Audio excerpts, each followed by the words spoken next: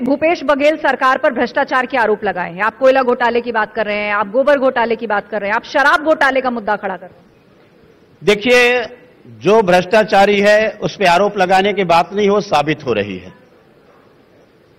छत्तीसगढ़ में कोल में 25 रुपए टन अवैध वसूली, जिस बात को विधानसभा में हम उठा रहे थे, आईटी और ईडी ने उसको साबित कर दिया, प्रूफ हुआ वो मामला। इसके बाद में शराब घोटाले, इस बात को लगातार विधानसभा में हम लोग रखे कि 2 पेटी रखा जाता है शराब दुकान में, एक राजस्व है सरकार की है, एक राजस्व दूसरे के है, निजी खाते में जा रहा है। आखिर ये जो राजस्व है उसके हिसाब किताब क्या होगी? तो ये 2000 करोड़ का शराब घोटाले तो आपके सामने जो दिखाई दे रहे हैं, लेकिन ये कौन सा है कि जो सरकार के राजस्व आ रही है? एक्चुअल में 20,000 करोड़ रुपए के राजस्व, मैं इसको 22,000 करोड़ की बात करता हूं, क्योंकि जो रेट बढ़ा हुआ है और रेट बढ़ने के बाद में वो जो राजस्व है, पीने वालों की संख्या कम नहीं हुई है लेकिन राजस्व घटा है। आपका 2020-21 के बाद में देखेंगे 2021-22, 2022-23 राजस्व में घाटा हुई, शराब में राजस्व कम आई। उन्होंने कहा कि शराब के बिक्री जो पीने वाले उनकी संख्या कम हो गई, और उसके बाद में 23 में ईडी आए तो 23 और 24 में शराब की एकाएक बढ़ जाती है, पीने वालों की संख्या 600 करोड़ रुपए की वृद्धि हो जाती है। तो केवल एक ईडी के पहुंचने के बाद में एक साल में 600 करोड़ की वृद्धि, और लगातार वो घाटे में जा रही है।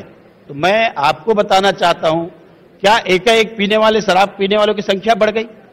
इसके कारण में शराब में वृद्धि हुई? क्या 20 में 21-22 में 22-23 में शराब पीने वालों की कमी रही? जो रेड हुई है उसको लेकर भी बीजेपी पर सवाल उठाती है कांग्रेस। बीजेपी पे सवाल उठाए, उससे कोई दिक्कत नहीं है।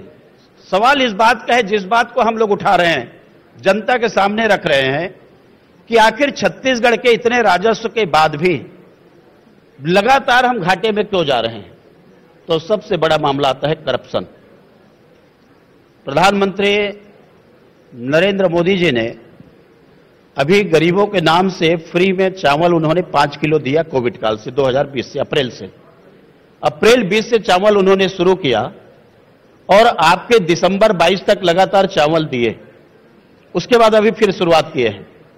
ये चावल जो गरीबों को पहुंचना चाहिए, ये चावल गरीबों को नहीं पहुंचा, बल्कि 1,50,00,000 जो कुंटल चावल के, ये करप्शन में चली गई, और आज भी उसका हिसाब सरकार नहीं बता पा रही है। लगभग गरीबों के चावल में 5,100 रुपए ये सरकार गरीबों के चावल के पैसे खा गई है, और आज भी विधानसभा में जवाब देने की स्थिति में नहीं रही सरकार। ये जनता भी देख रही है कि गरीबों का चावल भी ये सरकार नहीं छोड़ रही है। कांग्रेस ने यह भी आरोप लगाया कि धान की खरीदी में जो मदद केंद्र सरकार से मिलनी चाहिए थी वो नहीं मिल रही है। धान के खरीदी में आपको उसका सिस्टम मालूम है कि सरकार, केंद्र की सरकार चावल खरीदती है, और केंद्र की सरकार जो चावल खरीदती है उसके एवज में राज्य सरकार को पैसा दी जाती है। 1 साल पहले 11 करोड़ रुपए की राशि राज्य सरकार के द्वारा दी गई, और 55,000 करोड़ रुपए केंद्र सरकार के द्वारा दी गई। अभी 23 में जब आप देखेंगे तो 16,000 करोड़ रुपए की राशि कुल राज्य सरकार के द्वारा दी गई है, और 73,000 करोड़ रुपए की राशि केंद्र सरकार के द्वारा दी गई है। तो आज किसानों की यदि समुचित चिंता किसी ने की है तो देश के प्रधानमंत्री नरेंद्र मोदी ने आज चावल, जितने छत्तीसगढ़ के जो चावल ले रहे हैं, हम लोग को भी सरकार रही है, पहले भी कांग्रेस की सरकार रही है, केंद्र में भी कांग्रेस की सरकार रही है, इतने चावल की खरीदी केंद्र सरकार के द्वारा कभी नहीं की गई, और जिसके कारण में राज्य सरकार के एक एक किसानों की चिंता केंद्र के मोदी सरकार के द्वारा की जा रही है, और इसलिए आज अन्न का उत्पादन भी बढ़ा है, अन्न का पैसा भी ज्यादा आ रहा है। तो कोई ना कोई उसका कारण है, तो केवल नरेंद्र मोदी है और भारतीय जनता पार्टी की सरकार है। इंफ्रास्ट्रक्चर और सड़क, इसके